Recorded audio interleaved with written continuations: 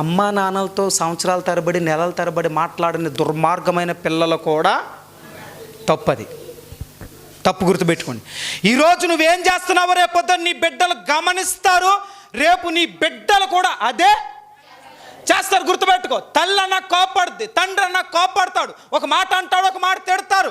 అరే నీకు వివాహమై వచ్చేసావు, లేదా నీకు వివాహం చేసిన తల్లి ఒక మాట అంటే తప్ప, తండ్రి ఒక మాట అంటే తప్ప, మాట్లాడకుండా నెలల తరబడి ఎలా ఉండిపోగలరు?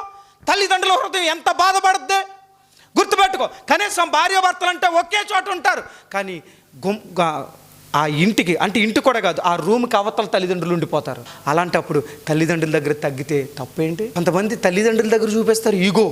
ఒకరిని అపార్థం చేసుకుని అంటే నచ్చజెప్పు తల్లికి, నచ్చజెప్పు నీ తండ్రికి. ఏంటి ప్రాబ్లం? ఇటు బాయ్ ఫ్రెండ్ దగ్గర గర్ల్ ఫ్రెండ్ దగ్గర మాత్రం కాల్ మీద పడిపోతారు ఈ దరిద్రులు.